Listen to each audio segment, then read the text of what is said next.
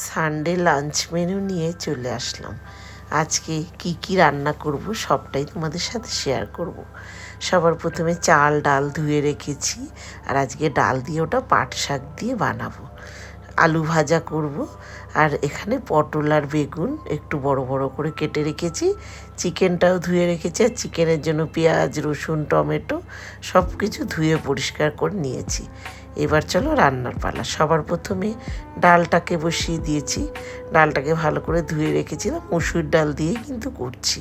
একটু নুন দিয়ে ডালটাকে সেদ্ধ বসিয়ে দিয়েছি। এরকম যখন আধফাটা করে সেদ্ধ হয়ে গেছে, খুব বেশি কিন্তু সেদ্ধ করে নিইনি আমি। তারপরে নুন তো আগেই দিয়ে ডালটা সেদ্ধ করেছি। এই যে পাট শাকটাকে কিন্তু এবার দিয়ে দিলাম। পাট শাকটাকে ভালো করে ধুয়ে তারপরে একটু কেটে নিয়েছিলাম। তারপরে হলুদটাকে দিলাম, আর হলুদটাকে দিই না, এইভাবে হলুদটাকে মেশাতে হবে, কেননা পাট শাকের ডাল তো একটু দেখবে স্লিপ হয়, তো তার জন্য ওইভাবে করতে হয়। তারপরে হলুদ দিয়ে একটু চিনি দিয়েছি, একটু মিষ্টি মিষ্টি হলে ভালো লাগবে। কড়াইতে সর্ষের তেল দিয়ে দিলাম, আর কালো জিরে ফোড়ন দিলাম। রাঁধুনি থাকলে না, এই রান্নাটা রাঁধুনি ফোড়ন দিলে খুব ভালো হয়। তবে আমার রাঁধুনিটা শেষ হয়ে গেছে, তাই আমি কালো জিরে দিয়েই চালালাম। তোমরা কিন্তু রাঁধুনি দিয়ে করে দেখতে পারো, খুব ভালো হয়। শুকনো লঙ্কা কাঁচা লঙ্কা সবটা ফোড়ন দিয়ে বেশ খানিকটা রসুন থেতো করে একটু ভাজা করে নিয়ে তারপরে ডালটাকে দিয়ে দিলাম। আর হয়ে গেল ডালটা। এইভাবে কিন্তু পাট শাকের ডাল খেতে পারো। কে কে খাও অবশ্যই কমেন্টে জানিও। তো চলো, ডালটা হয়ে গেল। এবার চলো পরের রেসিপিতে যাই। একটা লোহার কড়াই নিয়ে নিয়েছি, তার মধ্যে অল্প সামান্য কিন্তু তেল দিয়েছি। দেখো, এইভাবে বড় বড় বেগুন একটু ছাকা তেলে ভাজতে গেলে অনেকটা তেল লাগে, আর রেগুলার রান্নায় অতটা তেল খাওয়াও ঠিক না, তাই না? যাই হোক, অল্প তেলে একটু ঢাকনা চাপা দিয়ে দিয়ে বেগুনটাকে দেখো এইভাবে ভাজা করে তুলে নিলাম। শুধু পটল দিয়ে করব ভেবেছি, কি রেসিপি করব এখনও ভাবিনি। যাই হোক, রান্না করতে করতে যেটা মনে আসবে সেটাই করব। বেগুনটাকে ভাজা করে তুলে নিয়েছি, পটলটাকে ওই একই রকমভাবে অল্প তেলে ঢাকনা চাপা দিয়ে দিয়ে ভাজা করে নিলাম। আর এই যে মিক্সিং জারে দিয়ে দিলাম 1 চামচি মতন কালো জিরে, কাঁচা লঙ্কা, 2টো টমেটো একসাথে পেস্ট করে নিলাম। কড়াইতে সর্ষের তেল দিয়ে তারপরে ওই মশলাটাকে দিয়ে দিলাম। স্বাদ মতো নুন, হলুদ, একটু চিনি, বানিয়ে নিলাম আচারি পটল বেগুন। পটলটা কম ছিল তাই বেগুনটাকে অ্যাড করেছি, তবে শুধু বেগুন দিয়ে ওই আচারি বেগুন হয়, বা শুধু পটল দিয়েও কিন্তু আচারি পটল হয়। তা আমি আজকে দুটো মিলিয়েই করলাম। একটু গ্যাসের ফ্লেমটা লোতে রেখে ঢাকনা চাপা দিয়ে অল্প জল দিয়ে দিয়ে দেখতেই পেলে একদম হয়ে গেছে। সবশেষে এটা ছিল 5 ফোড়নের ভাজা গুঁড়োটা। এই 5 ফোড়ন ভাজা গুঁড়োটা আমার কাছে থাকেই, চাটনি করলে তখন দিই, তা ওটা একটু দিয়ে দিলাম যাতে একদম আচারি একটা ফ্লেভার আসে। ওপর থেকে একটু কাঁচা সর্ষের তেল ছড়িয়ে একটু ঢাকনা চাপা দিয়ে নামিয়ে নিলাম। অসাধারণ লাগে, একবার বানিয়ে নিও এইভাবে রেসিপিটা। আর কালো জিরে বাটা দিয়ে যে কোনো রান্না কিন্তু খেতে বেশ ভালো লাগে। তারপরে এই যে আলু ভাজাটা করে নিচ্ছি। আলু ভাজার আর রেসিপি কী দেখাবো বলো? আলুটাকে নুন দিয়ে ভালো করে ধুয়ে নুন দিয়ে মেখে রেখেছিলাম, তাতে আলুটা বেশ নরম হয়ে গেছে। আর আজকের আলুটা বেশি কুচি কুচি হয়ে গেছে, তার জন্য একটু দলা পেকে গেছে ভাজার সময়। তা এই যে আলু ভাজাটাও হয়ে গেল। 2টো কাঁচা লঙ্কা ভেজে রেখে দিয়েছি, যার মনে চাইবে সে খাবে, তার জন্য। সবশেষে চিকেনের রেসিপিটা নিয়ে চলে আসলাম। আজকের চিকেনটা একটু আলাদাভাবে বানাবো। তা মশলার মধ্যে এখানে দেখো রসুন, কাঁচা লঙ্কা, শুকনো লঙ্কা আর 2টো তেজপাতা একটু পেস্ট করে নিলাম। আর এখানে 1 কিলো 250 মতন চিকেন আছে।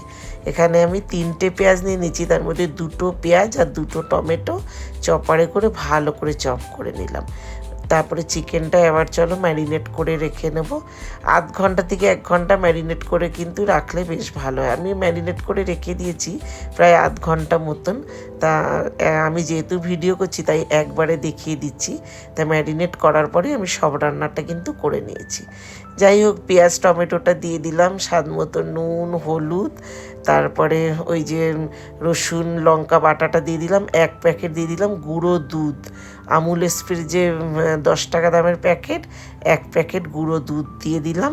তারপরে একটু রিফাইন তেল দিয়ে ভালো করে এই যে ম্যারিনেট করে কিন্তু রেখে দিচ্ছি।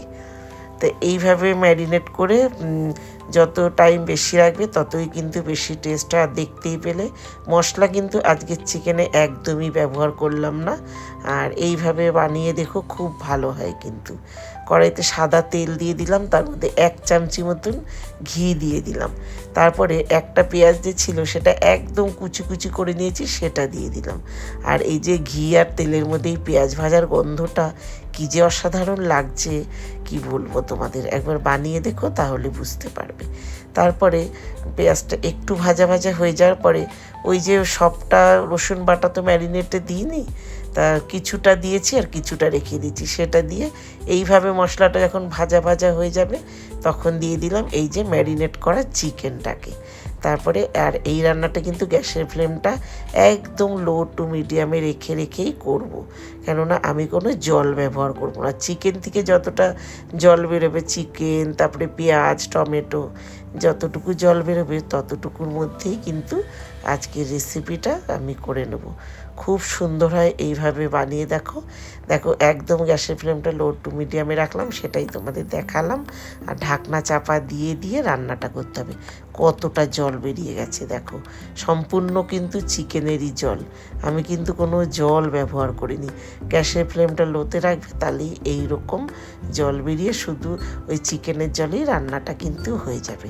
আর এই রেসিপিটা রুটি নান পরোটা যেটা দিয়ে খাও অসাধারণ লাগে।